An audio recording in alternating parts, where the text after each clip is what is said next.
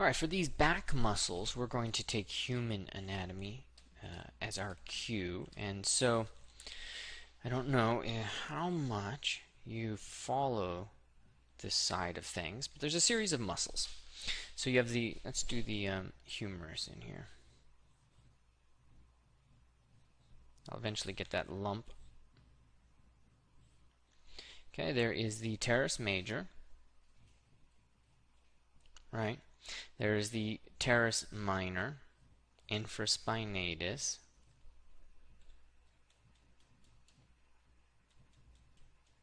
There is the deltoid. Okay, and then there's the lat coming up underneath. Okay, and the lat is coming to the other end of the humerus, so you're going to see that, although I'm not going to really, we don't need to get into too much of that. Basically, what we have to be aware of is a couple of important elements. So we have something that is from the body to the arm bone, or the humerus. Some kind of mechanism, in this case it's the teres major, if I can spell it. And that's stabilizing, okay? The teres, let's go body to shoulder joint. Okay, this is the teres minor plus erector spinea. Erector spinea. I'm saying that and thinking something else. This is what happens. Infraspinatus. I and S. Okay, so the infraspinatus is connecting to the shoulder joint. So these are these guys right here. All right, and then we're going something from shoulder to arm. And that's the deltoid. So shoulder to arm is the deltoid. We're going one part to another part, one part to another part.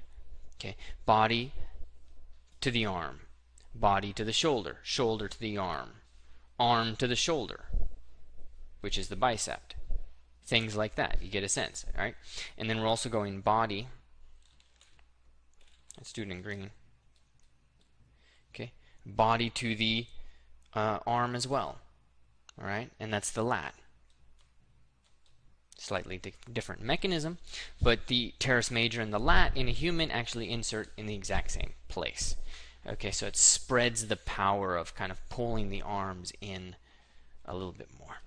So that done and said, we could say insert the, come on, Ryan. We're going to insert the teres minor and the infraspinatus. Okay, spine of the scapula basically is where that spine is coming from. That's why I always confuse it with the erector spinea. Okay, we're going to then take the teres major, and that's coming to the underside, is underneath the tricep.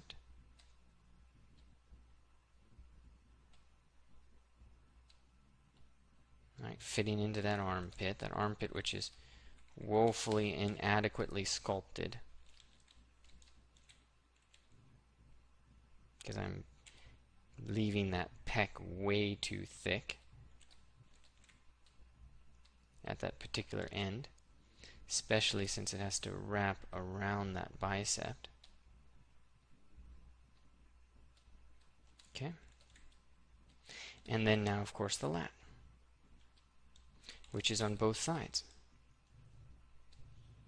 Alright, so depending on your level of anatomy knowledge, this might have even been a much easier explanation than some of the stuff I've done before.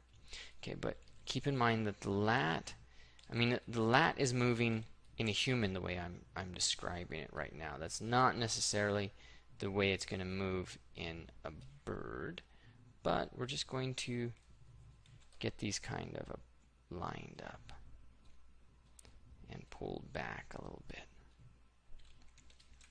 And flattened.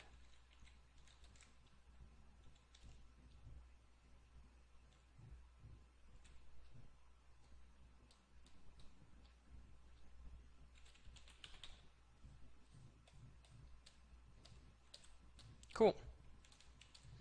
Got quite a bit of mechanism stuff going there. We don't have the trapezius, but if we were to do the trapezius, it'd be pretty simple, which means I'm going to do the trapezius because it is so simple, right?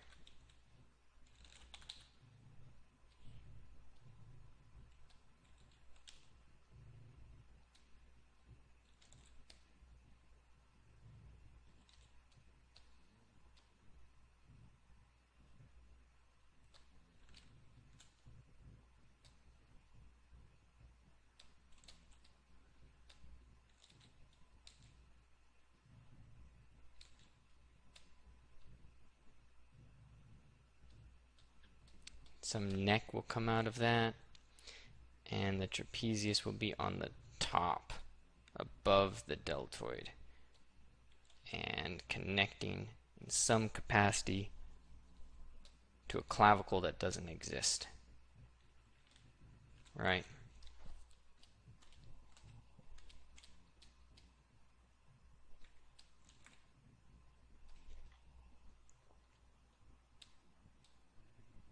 Okay, and let's make sure, because the trapezius does connect to the scapula. Let's make sure we are getting some connection in there. Don't let it just float. It connects right to the spine of the scapula. Alright, we got ourselves a flying made-up bird where we figured everything out from mere functional perspective. Okay, and this should start to free us up to come up with our own thoughts about this.